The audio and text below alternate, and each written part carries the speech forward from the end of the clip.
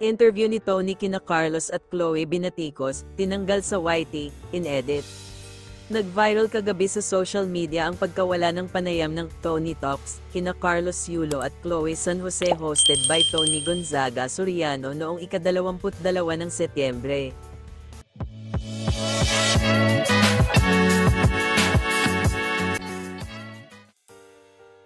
Chinek namin ito at ang nakalagay ay, "This video is unavailable." Umabot na sa 2,051,877 views ang nasabing vlog ni Tony.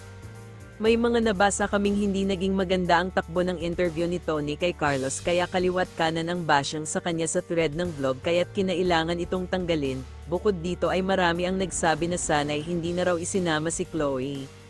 Chinek namin ang Tony Talks Facebook account at may anunsyo nga na nagkaroon daw sila ng technical issues. Narito ang nilalaman ng official statement. "Hi Tony Talks family, we wanted to update you on the episode featuring Carlos Yulo and Chloe San Jose. We encountered some technical issues, but we are working to resolve them. We know how much you've been looking forward to this conversation and truly appreciate your patience and understanding as our team addresses the matter.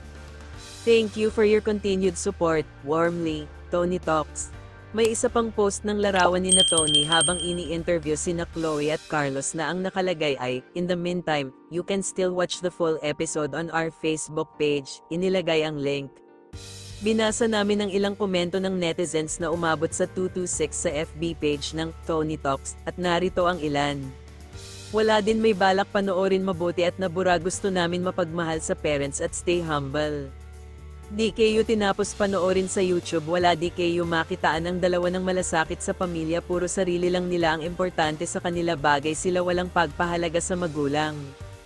Dapat nga good example ini-interview, don't glorify mga suwail sa magulang. Mambaka PWD, i-feature nyo yung maka good vibes sa mood namin, kasi ang bigat nito, ang toxic." Maski supporter ni Tony ay hindi nagustuhan ang episode ni na Carlos at Chloe. "Sorry talaga Ma'am Tony, I love you, but kapag ganito makikita namin na couple, nakakahina sa mata namin, sana si Chloe na lang na interview kasama yung coach niya, mas maganda pa siguro. Next time yung iba naman para ma-share nila yung success at paghihirap nila sa training para may matutunan ang mga kabataan at ma-inspired din. Tony interviewed them kasi sila ang sikat, but this time, hindi ko siya panoorin. Lol, the man good influence mga yan in this generation, sana si EJ na lang. Thanks for deleting it, our respect has been restored." Okay LNG po, wag na ibalik masyadong toxic sa mga kabataan, maawa na LNG po kaw sa future generations pa. Samantala, alas 8 ng gabi kahapon ay ibinalik na sa Tony Talks YT ang edited version ng panayam ni na Carlos at Chloe. Ito ay nasa 114, 226 na lang ang views kumpara sa unedited na sa loob ng 18 hours ay milyones na ang nakapanood.